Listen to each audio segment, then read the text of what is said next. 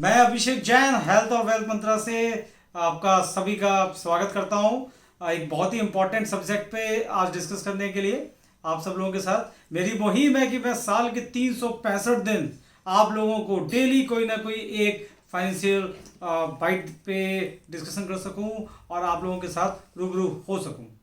तो आज का टॉपिक बड़ा ही इंटरेस्टेड है दोस्तों।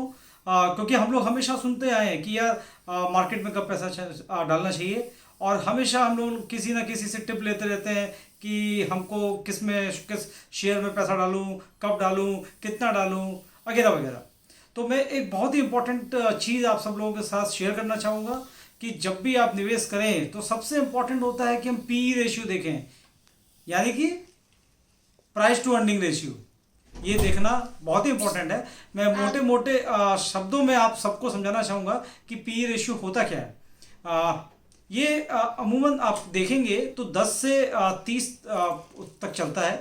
तो यानी कि अगर सपोज करिए पी आपका जो निफ्टी 50 है वो आपका 10 पे अगर है, उसका पी रेशियो 10 है, तो इन दैट सिचुएशन इसका मतलब ये है कि अगर आपको 1 रुपया कमाना है तो आपको कितना निवेश करना पड़ेगा?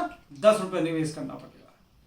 और अगर आपका ये पी रेशियो सपोज करिए 30 पे, इसका मतलब आपको 1 रुपया कमाने के लिए कितना लगाना पड़ेगा? 30 रुपये लगाना। ये मेन है।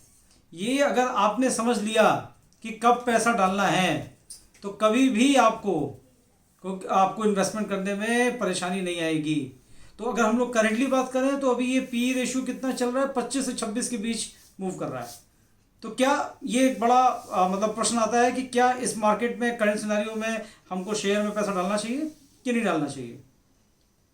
क्योंकि इतने महंगा प्राइस रेशियो पे अगर 25-26 का चल रहा है तो डालना क्या ठीक है? तो इसका जवाब सीधे यही है कि इस समय बेटर ये है कि आप म्यूचुअल फंड के विकल्प में जाइए, बॉन्ड फंड, डेब्ट फंड या लिक्विड फंड में अगर आप चाहते हैं पार्किंग फंड, अपने फंड को पार्क करना चाह रहे हैं तो ये राइट समय है निवेश करने के लिए। निवेश अगर आप डायरेक्ट मार्केट में करना चाह रहे हैं, इक्विटी लिंक प्रोडक्ट में करना चाह रहे हैं, तो सबसे बेटर समय होता है 10 से 15 का, जब आपका पी रेशियो हो तो सबसे बढ़िया टाइम होता है इन्वेस्टमेंट के लिए। एग्जांपल के लिए मैं आपको देना चाहूँगा 2008 में जब पी रेशियो 10 पे था तो लोगों ने, जिन्होंने भी पैसा निवेश किया, उनको एक साल में 140% तक का ग्रोथ मिला था। तो ये मेन नट सेल में अगर आप देखें तो पी रेशियो एक, क्योंकि काफ़ी चीज़ें हैं फाइनेंशियल मार्केट में। कोई आपको बीटा कैलकुलेशन बताएगा, कोई आपको स्टैंडर्ड डिविएशन समझाएगा, आपके एडवाइजर्स, चाहे वो एडवाइजर्स हों म्यूचुअल फंड के या आपके शेयर ब्रोकर्स हों, वो आपको सब कुछ बताएंगे, बट आपको मेन जो इंपॉर्टेंट चीज़ है कि पी रेशियो वो नहीं बताएंगे, क्योंकि उनको हमेशा हमेशा कुछ ना कुछ आपसे निवेश कराते रहना है। और अब टीवी में भी आप देखेंगे तो डेली आपको कोई ना कोई व्यक्ति आकर के बताता रहेगा कि आज इस शेयर में डालिए, आज आपको इतना रिटर्न मिलेगा। बट पी रेशियो देखना बहुत इंपॉर्टेंट है, ठीक है?